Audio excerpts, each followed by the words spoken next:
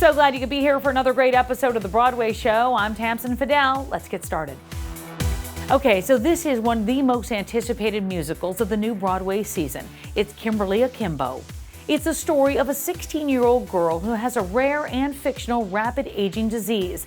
Imagine teen angst while living in the body of a 70-year-old woman, while also dealing with a dysfunctional family. I sat down with the Tony-winning star of Kimberly Akimbo, Victoria Clark.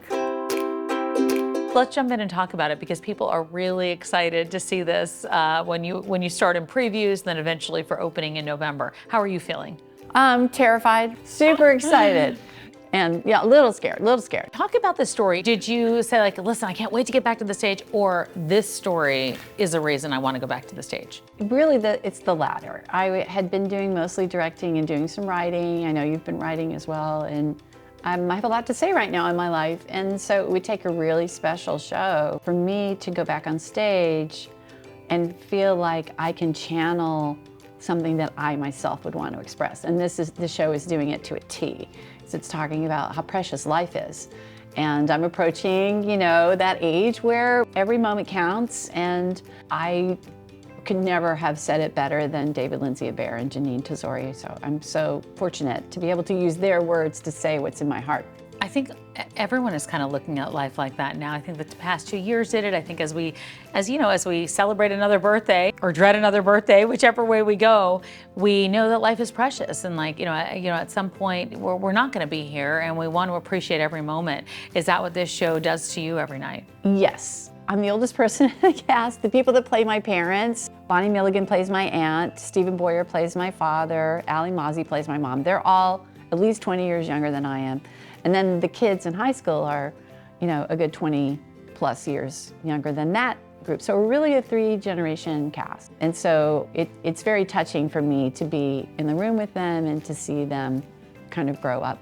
And they're teaching me so much. Well, that's what I wanted to ask you. What is that like? Because you're aging, you're supposed to be, you're a teenager. And so what is that like that you're learning in real life, but also learning on the stage at the same time? Learning to have fun again. I mean, I think sometimes when we grow into adulthood, we think, that's I should be more sophisticated like that. I shouldn't be so dorky. I shouldn't be so silly. And being around this cast has reminded me just how much fun life can be and how much fun live theater can be. So it's really a joy to come to the theater, and we're really looking forward to telling the story to a wider audience. It's super exciting, and I think that when I see stories like this that come to Broadway that are different from what we were, maybe grew up thinking about Broadway, what does that do for the community as a whole? Well, it's where we have to be, right? I mean, we've spent the last 2 years, and many of us much longer than that, re-examining what we want to say and how we want to say it. And this show is really breaking a lot of rules in terms of what musicals do. It's subversive, and it's irreverent, and it's hilarious and heartbreaking. It's all the things in one show.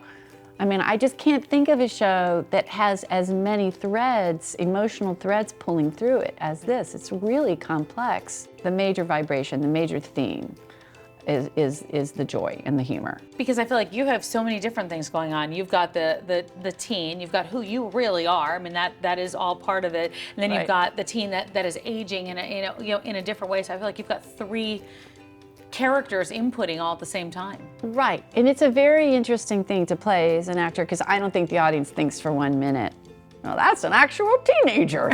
You're always, You're an adorable teenager, and I like your candy necklace. Oh, thank you. But, I think after a while, I hope people forget that it's an older actor. I hope that they start to really believe the story, which is she has this disease which is making her body age really fast, and it's like a roller coaster, and she can't make it stop. And so I have to believe that too, or I can't get the audience to believe it. When you hear from the audience afterward and looking at it coming to Broadway and seeing the accolades that you've already received and the show has already received, that has to be an exciting way to come in to the next opening. It is. I mean, it's a little less unsettling than, oh, we don't know what we have here. Right. We don't know how to drive the car. So it's a car we've been in. It's a big, shiny, nicer, upgraded car for sure. Our director, Jessica Stone, is very confident, sure hand, This is her Broadway debut, by the way. As a director, she and I worked together on Broadway as actors. I would challenge anyone to think of all the women who direct Broadway shows. It's really hard to come up with even 5 names really off the top of your head. So this is a huge break for her, and I'm really supporting that. I love to see women doing that, supporting women, empowering other women, and you've got some incredible women surrounding you in this too. Yes, okay, let's start with the creative team. Janine Tesori, our composer, Jessica Stone, our director, both little sticks of dynamite. Then Bonnie Milligan plays my aunt.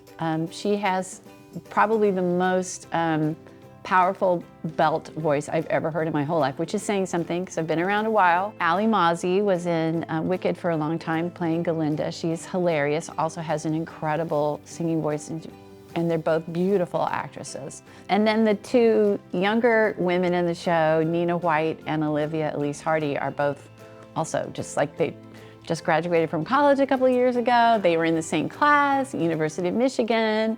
They were already friends. You know, they auditioned for the show together, they booked it. So there's already a lot of deep connections within the company.